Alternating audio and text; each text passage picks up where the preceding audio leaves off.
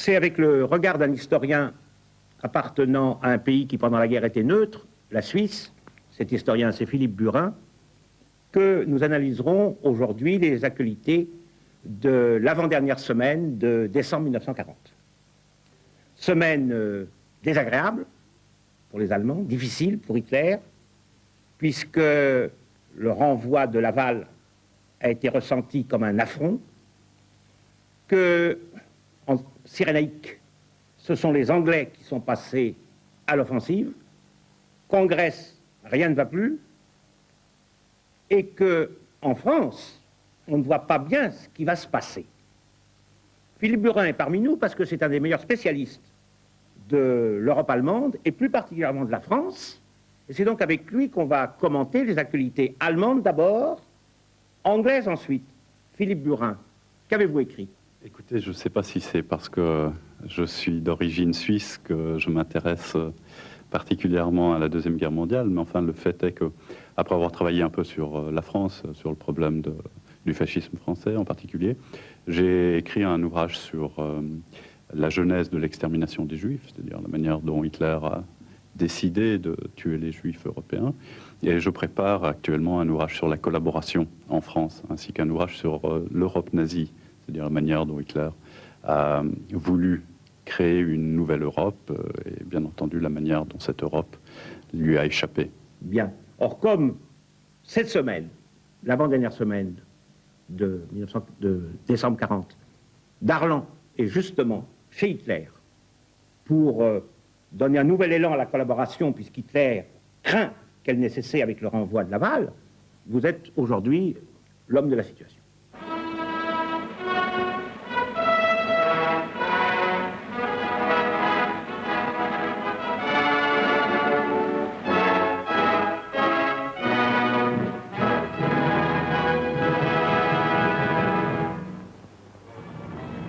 Japanische Kampfgeschwader auf dem Wege zur Burmastraße. Immer wieder greifen die japanischen Bomber von ihren Stützpunkten in Indochina aus diese wichtige Nachschubstraße der Chiang Kai-shek-Regierung an. Die ersten Bomben gelten einer Flugzeugfabrik.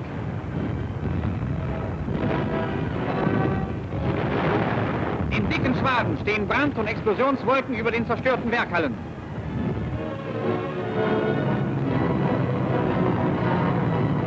Ein charakteristisches Luftbild der Burmastraße.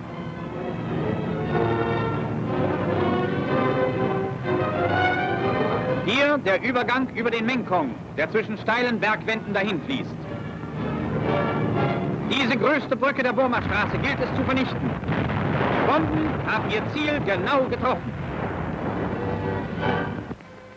Spanische Kinder, die während des Bürgerkrieges nach Frankreich verschleppt worden waren und jetzt zurückkehren, werden von der sozialen Hilfe in Spanien gesammelt und in Heimen untergebracht.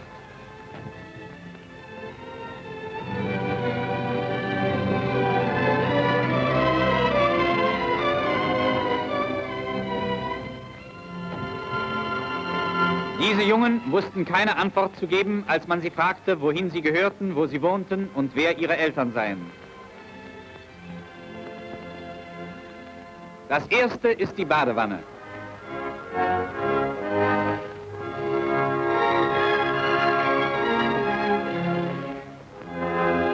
Jedes Kind bekommt neue Wäsche.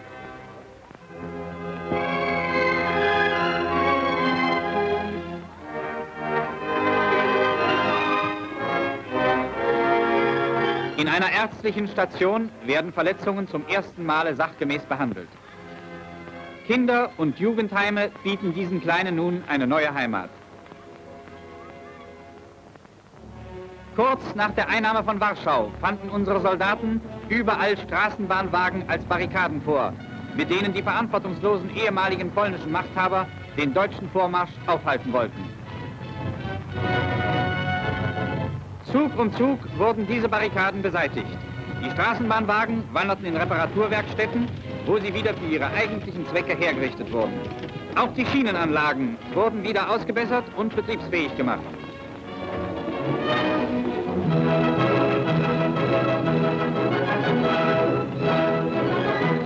Warschau bietet heute wieder ein alltägliches Bild.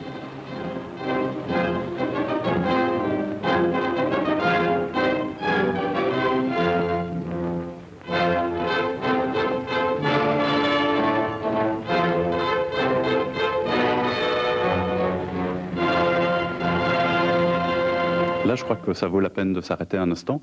Il s'agit de Varsovie. Le gouvernement général, c'est en fait la partie de la Pologne occupée par les Allemands, donc la moitié polonaise occupée par les Allemands, l'autre moitié étant occupée par les Soviétiques. Et ce qu'on voit, c'est la remise en ordre de Varsovie et du gouvernement général, et les Allemands présentent ça comme une espèce de mission civilisatrice, c'est-à-dire que le travail allemand remet sur pied ce que la folie obstinée des Polonais avait détruit parce qu'ils prétendaient s'opposer à la marche invisible des armées allemandes en plaçant des tramways en travers des rues. Et je crois qu'il y a deux choses qui sont intéressantes là. Premièrement, c'est ce que ne dit pas le film, c'est que si Hitler a décidé de remettre en route, de remettre en état de marche le gouvernement général, c'est avant tout pour pouvoir attaquer l'Union soviétique. L'ordre vient d'être donné quelques semaines auparavant. La deuxième chose, c'est que le commentateur dit Varsovie reprend son visage quotidien, et la caméra s'arrête sur cet écriteau qui dit seulement pour les Juifs. Donc l'ordre quotidien que les Allemands viennent d'imposer à la Pologne, c'est un ordre nazi où pour la première fois dans l'Europe allemande, c'est-à-dire en dehors de l'Allemagne, on impose une discrimination, une ghettoisation à la population juive. An der Grenze zwischen dem Generalgouvernement und der Slowakei.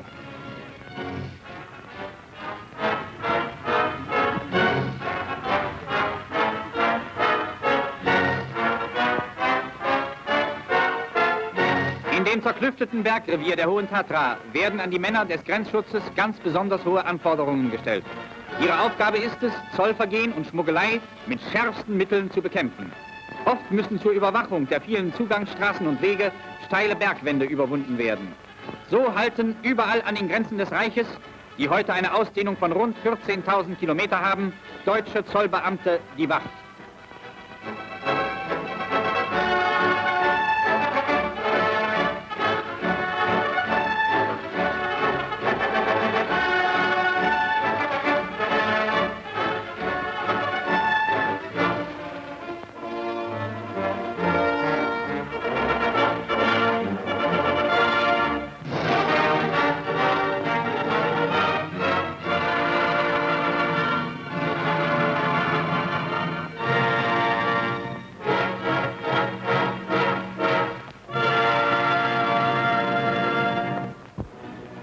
Bau von neuen Flugplätzen in Norwegen.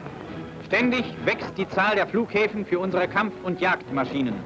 Der Ring, den unsere Luftwaffe um England zieht, wird immer dichter.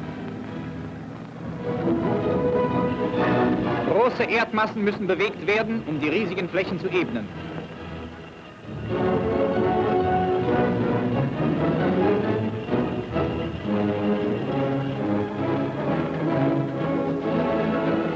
Die Rollfelder werden zum Teil zementiert.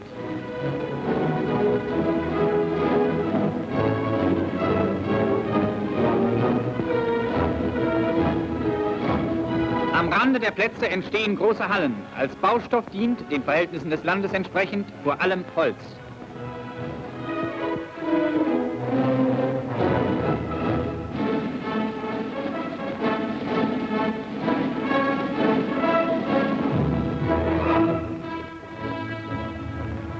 So wurden auch Startbahnen, zum Teil aus Bohlen geschaffen.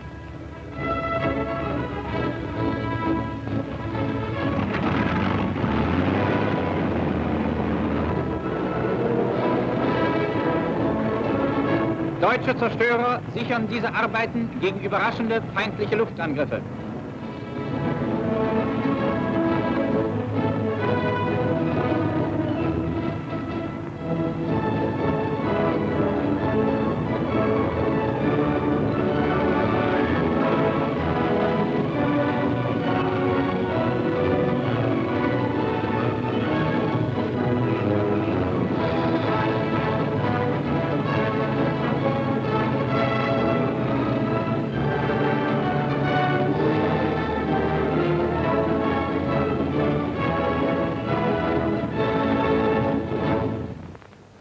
Der Führer empfing in der neuen Reichskanzlei Männer der Wehrmacht, der Wirtschaft und der Partei, die sich um die Leistungssteigerung der deutschen Rüstungsindustrie besondere Verdienste erworben haben. Die deutsche Rüstungsindustrie, so erklärte der Führer in seiner Ansprache, sei allen Aufgaben durch den hingebungsvollen Fleiß der deutschen Arbeiterschaft und die Fähigkeit ihrer Erfinder, Techniker und Chemiker in vollem Umfange gerecht geworden. Gewehrfabrikation in Steyr, einer der ältesten Waffenschmieden Europas. Auf sogenannten Kopierfräsen erhalten die Schäfte ihre Form.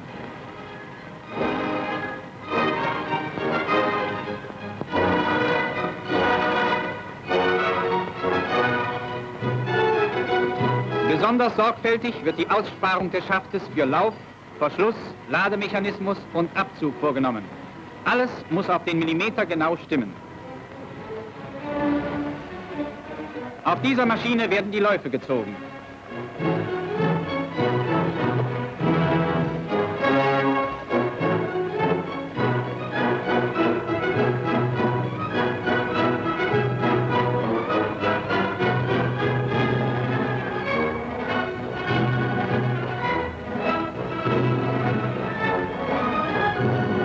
Das Richten des Laufes erfordert allerhöchste Präzision. Diese Facharbeiter können selbst Abweichungen von Bruchteilen eines Millimeters mit bloßem Auge genau erkennen.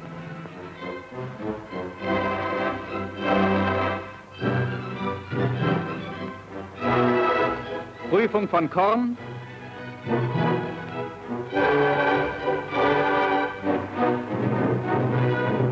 Und Kimme. Von der exakten Durchführung dieser Arbeit hängt später die Zielgenauigkeit der Waffe ab. Zusammenbau der Gewehre.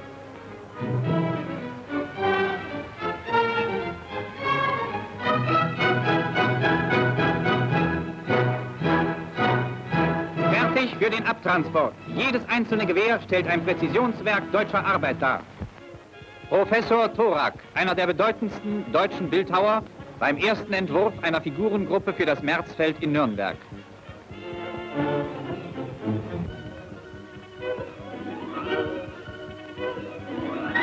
Ein Pferd der Gruppe in größerer Ausführung.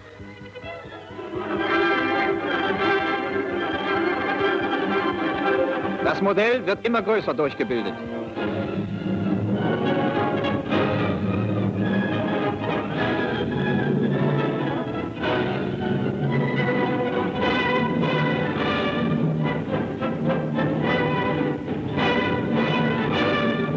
Diese Figur, ein Rosselenker, wird noch 3-mal größer.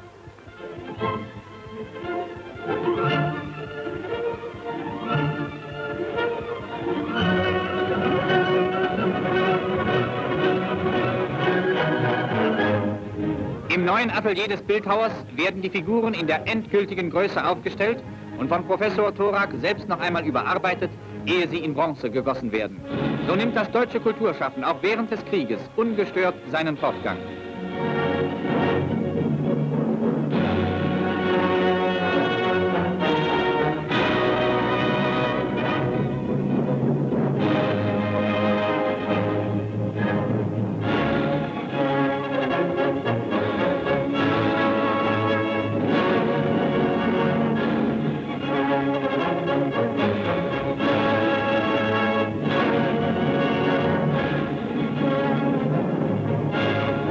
Hier die Mittelfigur der Gruppe, eine Siegesgöttin, die ebenfalls noch 3-mal größer wird.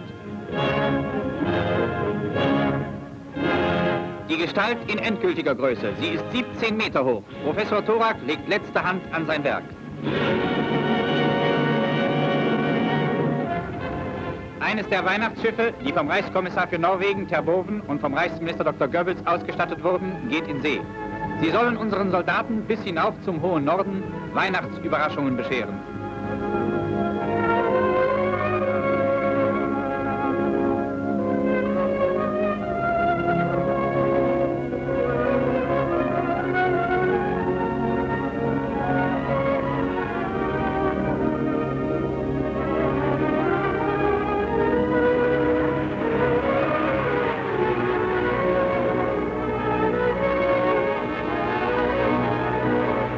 Ankunft im Hafen von Oslo.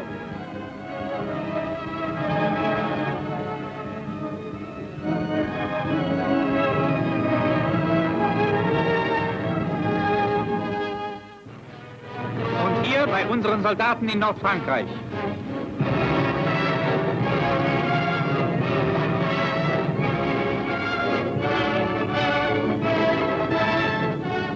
gut gebratene Gans ist eine gute Gabe Gottes.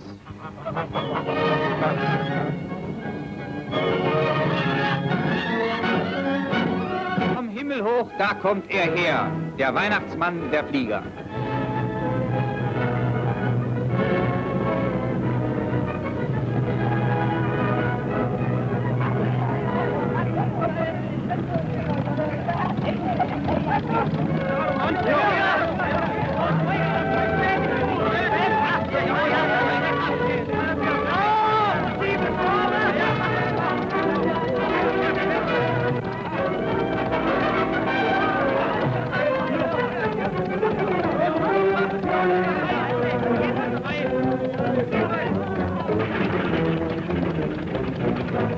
Für den Mann an der Front kennt auch der Dienst am Heiligen Abend keine Unterbrechung.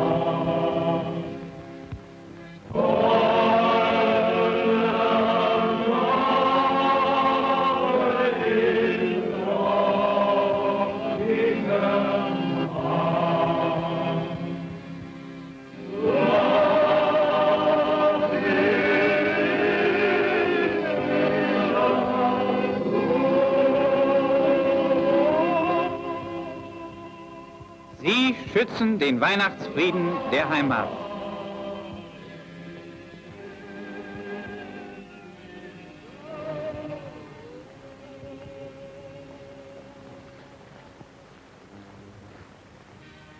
Der Führer verlieh dem Unteroffizier Moder das Ritterkreuz zum Eisernen Kreuz.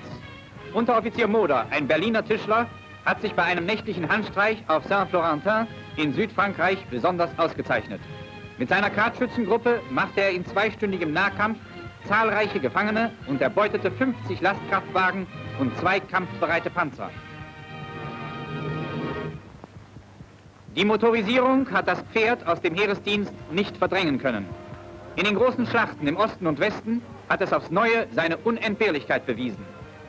Geschirr und Sattel müssen blank sein. Unterwegs im besetzten Gebiet. Ross und Reiter werden dauernd in Übung gehalten.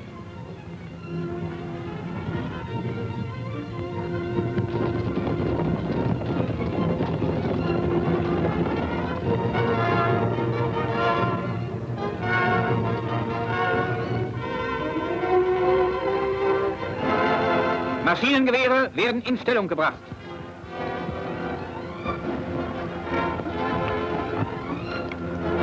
Es ging durch knietiefen Dreck.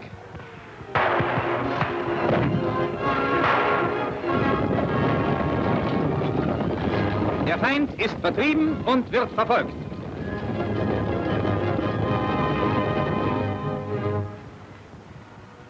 Vor einigen Monaten gelang es deutschen Fliegern, dieses englische Unterseeboot zu stellen, das in einer deutschen Minensperre beschädigt worden war. Die Mannschaft wurde von einem deutschen Vorpostenboot an der Versenkung des Bootes gehindert und gefangen genommen. Das Unterseeboot selbst in einen deutschen Hafen eingeschleppt.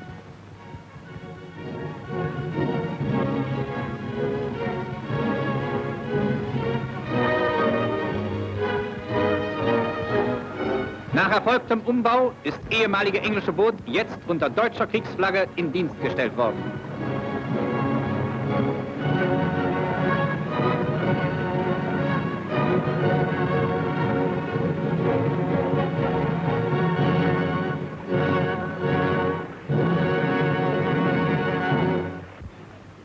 Sturmflut am Kanal. Unsere Soldaten, die hier in vorderster Front gegen England Tag und Nacht auf Posten stehen, haben einen schweren Dienst.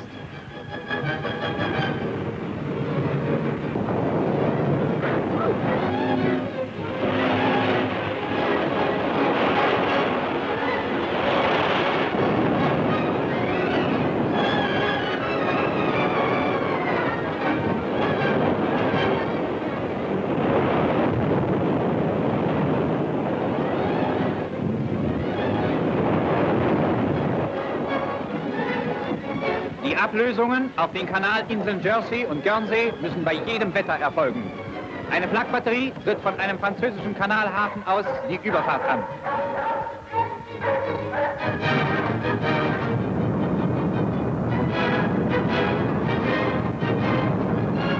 Hier muss ein Flakkanonier auch see- und wetterfest sein.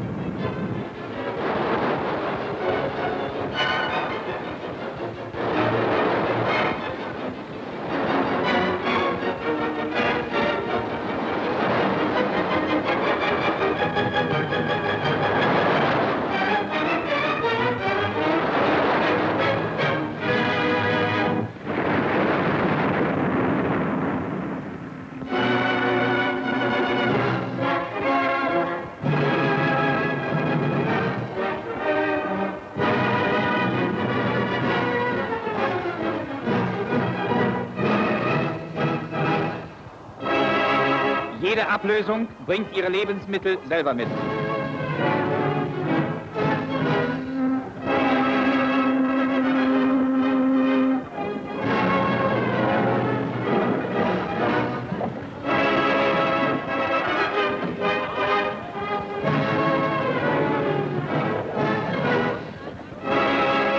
Ein Flakscheinwerfer wird ausgeladen.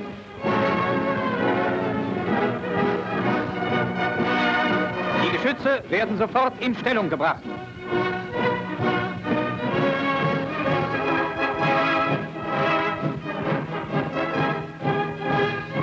Wenig später erster Alarm. Englische Aufklärer, die sich zu weit vorwagten, werden sofort unter Feuer genommen.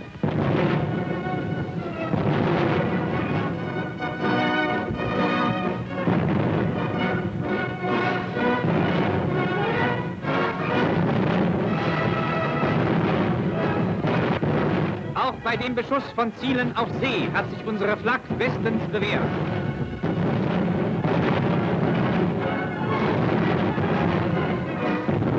So ist die Küste gegen England ein einziger Panzergürtel, gespickt mit Batterien aller Art. Vom Nordkap bis zu den Pyrenäen halten deutsche Soldaten die Wacht.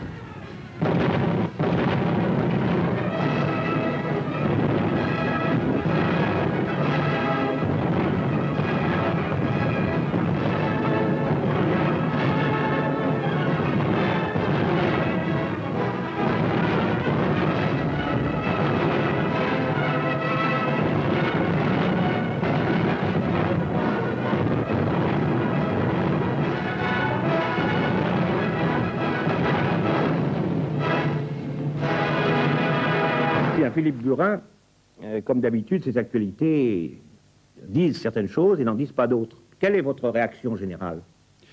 Ce qui m'a frappé avant tout, c'est que les Allemands essayent de transmettre une image d'une Europe qu'ils tiennent bien en main. Et dans le fond, la phrase finale est tout à fait révélatrice. Du Cap Nord, c'est-à-dire du sommet de la Norvège, jusqu'aux Pyrénées, l'armée allemande est là, qui tient bien la barrière. Mais la même phrase dit, dans la même phrase, on entend l'armée allemande monte la garde. Et donc il y a cet élément aussi qui est très intéressant, c'est-à-dire que après les victoires fulgurantes de l'année 1940, c'est comme si les Allemands maintenant se heurtaient à un mur, c'est-à-dire qu'ils n'ont pas pu débarquer en Angleterre et on voit l'attaquant, c'est les avions anglais qui s'en prennent aux positions allemandes. Oui, il y a cet aspect-là et puis il y a aussi ce qui n'est pas dit. Alors ce qui n'est pas dit, c'est évidemment notamment tout ce qui est lié à la collaboration franco-allemande, le renvoi de Laval le 13 décembre, et les mesures que prend Vichy pour essayer de contrecarrer les effets qui apparaissent comme désastreux de ce renvoi. La sous-estimation, très visiblement par Pétain, des effets que cette mesure engendrerait. Et donc Pétain envoie Darlan rencontrer Hitler dans le nord de la France, et Darlan proteste très fortement des intentions de collaboration des Français et essaye d'accréditer, auprès d'un Hitler furieux, et j'y reviendrai, d'accréditer l'idée que si Laval a été renvoyé, c'est uniquement pour des raisons de politique intérieure et que le gouvernement français entend bien. C'est vrai ou c'est pas vrai? Alors c'est une affaire assez compliquée, comme vous le savez mieux que moi. Oui, mais c'est bon qu'un historien suisse donne son diagnostic. Historien tout court, je crois que Oui, la certes. nationalité n'a Oui, pas quand grand-chose même, à on y garde voir. toujours une petite... Écoutez, je crois que la dimension de politique intérieure est importante. Effectivement, Pétain s'intéresse avant tout à sa révolution nationale. Il déteste les parlementaires. Laval est un parlementaire. Il ne lui fait pas rapport. Il lui souffle de la fumée dans le nez, comme il lui dit. Mais je crois que la dimension extérieure est également importante parce que finalement, si Laval est renvoyé, c'est aussi parce qu'il risque d'entraîner la France dans une mesure dont Pétain ne veut pas, c'est-à-dire entraîner la France à une guerre ouverte contre l'Angleterre. Mais pourtant, Darlan est encore plus belliciste que les Laval, puisqu'il s'agit de lutter contre les Anglais. Darlan ira effectivement plus loin que Laval, mais en mai 1941, après de nouvelles victoires allemandes, et donc quand il aura le sentiment que le jeu en vaut la chandelle. Oui. Jusque-là, Darlan ne vous semble pas plus collaborateur que n'était Laval. Oui, c'est vrai, mais il faut se souvenir que l'entrevue de Darlan avec Hitler a pour but d'apaiser la colère de Hitler, et donc il lui prodigue des bonnes paroles et des assurances de collaboration qui sont, je crois, sincères, aussi bien venant de Darlan que de Pétain. Oui. Simplement, ça n'est pas une rencontre de négociation. Bon, on va voir maintenant les actualités anglaises. Et comme vous l'avez presque annoncé, on va voir que les Anglais deviennent offensifs dans le ton et par leurs images.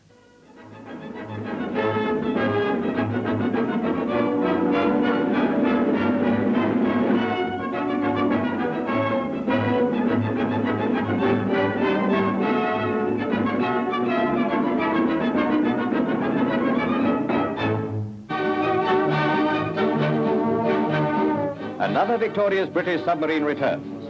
While operating close to the Norwegian coast, Sunfish sank a heavily laden German supply ship. 29-year-old submarine commander Lieutenant Colvin fired 2 torpedoes which struck simultaneously. Sunfish is his first command, and his first engagement resulted in the Nazi cargo vessel breaking up and sinking in a few seconds. The following day, Lieutenant Colvin sighted an oil tanker. 2 more torpedoes were fired, and the tanker was crippled. Well, the Sunfish boys have been having quite a war on their own.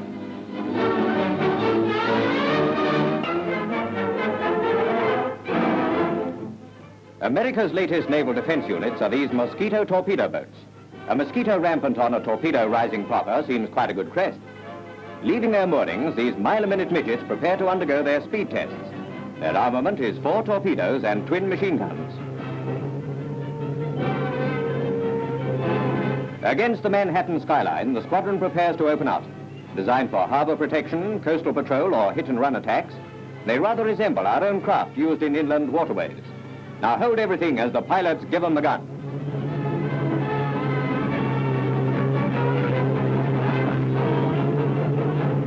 In the shadow of Brooklyn Bridge, they're just beginning to travel. Possessing an enormous cruising range, there's no fear of running out of gas if they take a look at the lady with the torch.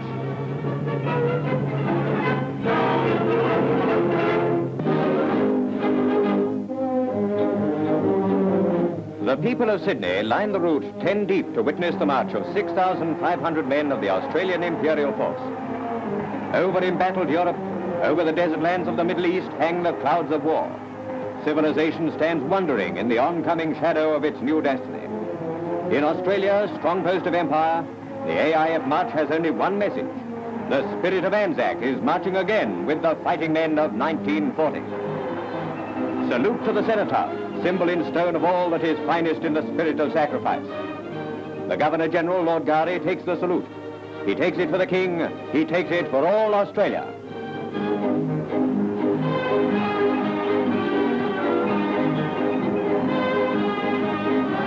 Finally, 100 men of the Royal Australian Air Force swing past. Steady, girls, we told you there's only 100 of them. You can't do that there, Ear. There's magic in a uniform, even a cop's, defenders of the brave. But all the world loves a parade. Australia will be there.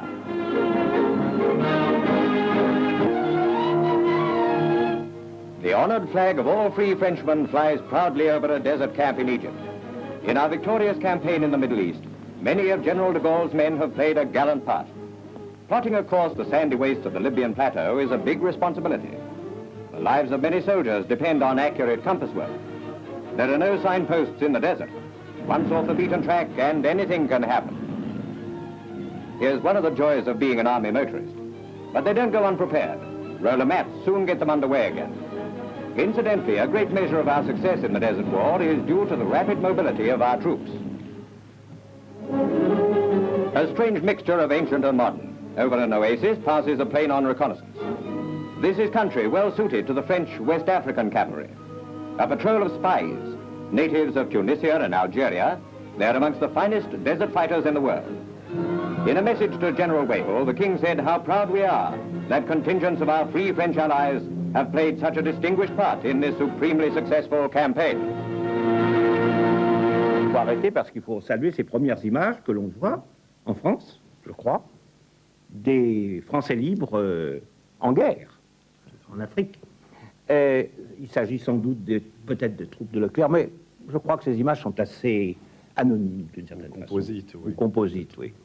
Ce qui est intéressant, c'est que les Anglais ont pris l'offensive à Tobrouk, que Churchill a envoyé à Pétain pour Noël, c'est-à-dire cette semaine, un message où il lui dit « Voyez, ça se retourne, passez avec nous, je vous promets 6 divisions. » Et en présence de Flandin, qui fait l'intérim du ministère après le renvoi de Laval, en présence de Flandin, Pétain brûle le message de Churchill et il dit à Flandin, bien écoutez, on va faire comme si on l'avait pas reçu.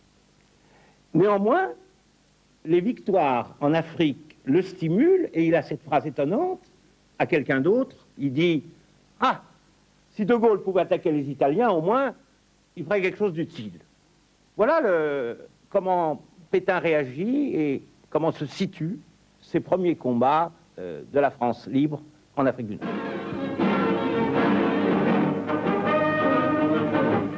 Exercises on a large scale are taking place somewhere in England. Heavy artillery is moved up by rail to pound imaginary enemy positions. Projectiles from heavy caliber guns such as these can smash reinforced concrete fortifications into powder. Situated several miles in the rear of the main frontal attack, they'll send their shells crashing into the enemy lines.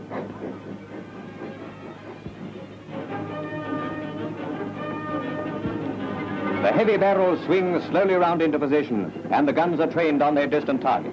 Range and elevation are mathematically calculated as the gun crews ram home the armor-piercing and high explosive charges. Now the barrage opens up.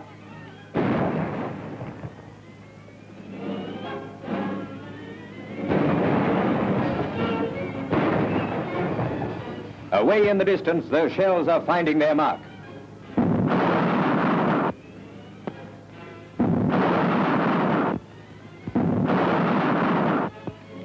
Meanwhile, in the advanced position, the infantry is rushed forward to take up a line on a riverbank and put up a screen of rifle fire as cover to advancing engineers.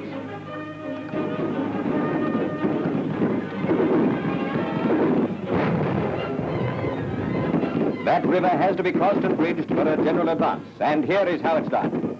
Assault boats are brought forward, and into them go the men who are to cross and dig themselves in until the rest of the attacking force can be got over.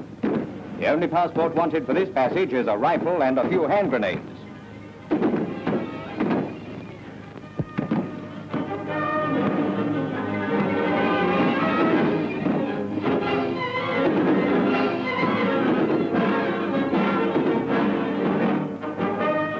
Looks like a bloodless victory to me, but there's plenty of mud about to make up for the absence of an enemy. Now take a look at the Royal Engineers going to work. Pontoons are the first items in the program of bridge building. In the words of the RE's regimental song, you make fast the dinghy, make fast the dinghy pontoon. Some of the other words are not quite so clean as that. Technically speaking, I believe a bridge is thrown across, but I'd like to see someone trying to chuck this one about.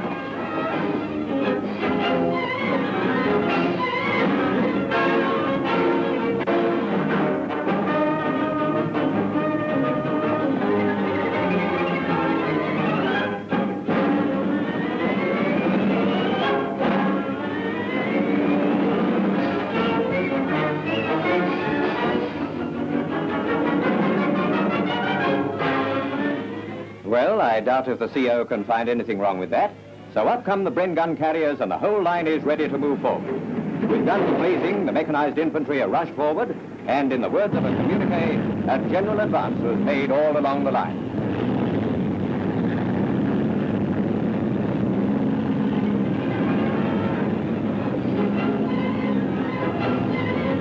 It's training such as this which prepares us for the not-so-distant day, when we may be doing quite a big spot of invading.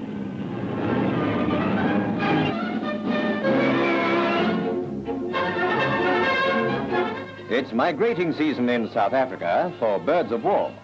More hurricanes prepare to fly north, and mechanics give a final checkup to the details that make for safe aviation. It's no use waiting till you're thousands of feet up before you discover that something needs tightening. The South African Air Force has already a brave record, and these fine planes with their fine pilots will soon be adding to it. They're going to put a stop to all Caproni caprices. More hurricanes for the heavens and a blizzard for the wops. All set and away they go. As they take the air, we know they're on their way to victory.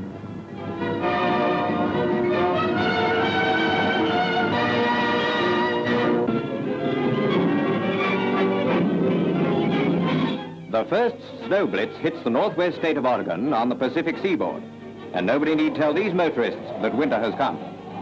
Giant snow clouds go into action in a hurry after mountain passes are blocked by huge drifts.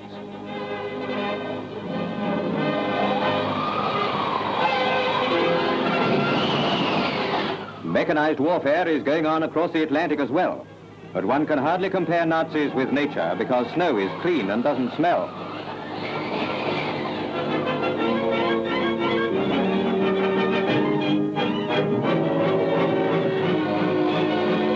Meanwhile, Lake Michigan is whipped by an icy blizzard that plays havoc with shipping. The freighter Novadoc, one of a dozen large vessels, grounded or sunk by a terrific gale which scuttled hundreds of small craft. Scores of lives were saved by the Coast Guard and Lake Michigan's lifeboats.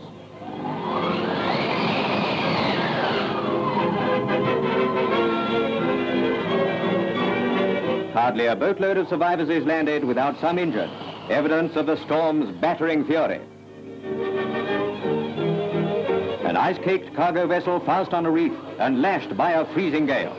A picture that would make an attractive Christmas card if it weren't so tragic.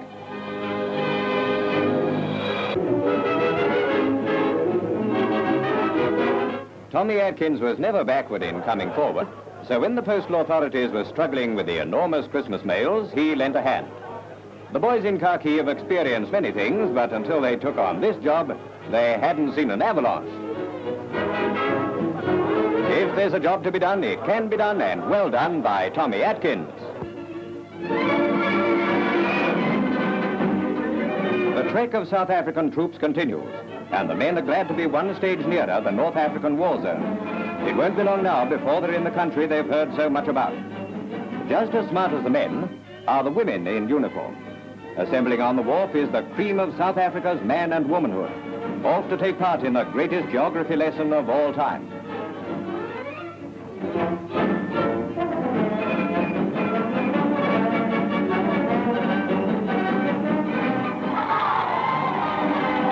Nothing can interfere with a soldier's farewell. The docks witness scores of scenes like this, keen, laughing men and women off on a great journey.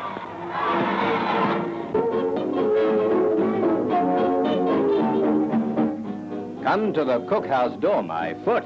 Christmas dinner for the boys means a sit-down blowout with the orderlies doing their utmost to keep the peace. Peace be blowed, the Navy's here and he wants the lot. Okay, they don't want your Christmas pudding. You can take it easy, chums. He was fooling him. There's plenty for everyone and no ill feelings. Until tomorrow. In the wards, the convalescents are getting just what the doctor ordered. And can the nurses dish it out? This is the stuff to give the troops. There's a bit of boomsa-daisy going on, just to round off the party. Britons can certainly take it. Meanwhile, Belgian troops are digging for victory. Very tasty, a frog's leg, I reckon. Does you good with a snail or two, washed down with something out of the bottle. And finally, the Dutchmen. Following their Christmas dinner, the toast is Queen Wilhelmina. we in turn salute our allies.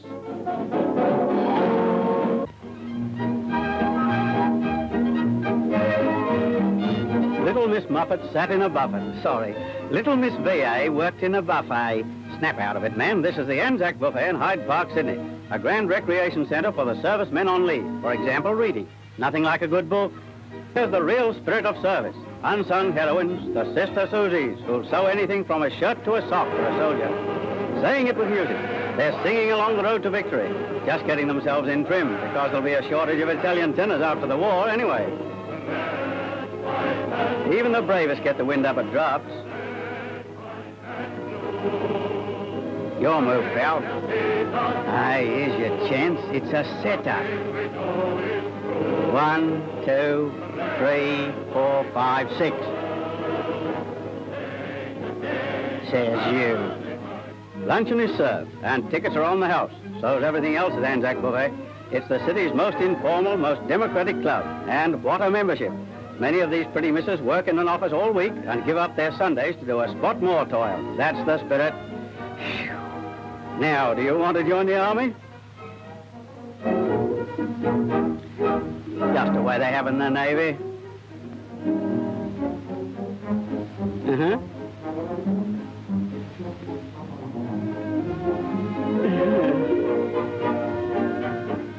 Oh, boy.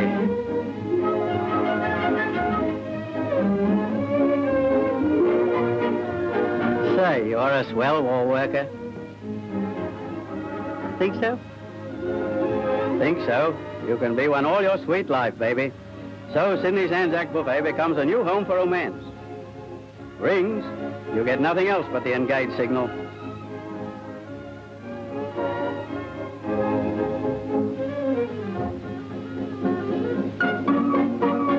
When the lovely lasses of the buffet charged, no less than 26 lads in uniform surrendered without a struggle.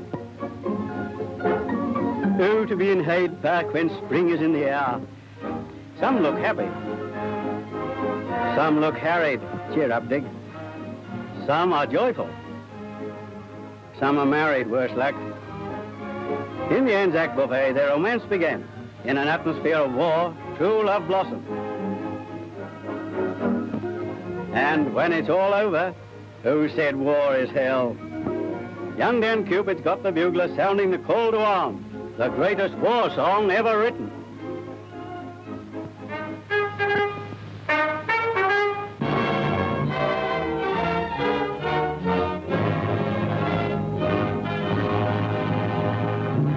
Il y a Philippe Lurin en historien tout court. Ces actualités anglaises sont quand même bien différentes des allemandes. Comment vous voyez les choses? Tout à fait. Ce qui est assez frappant, je trouve, c'est que les Britanniques montrent un certain esprit offensif. Ils ont passé un optimisme mesuré. Le speaker dit que dans un jour peut-être pas très lointain, ce sera notre tour d'envahir.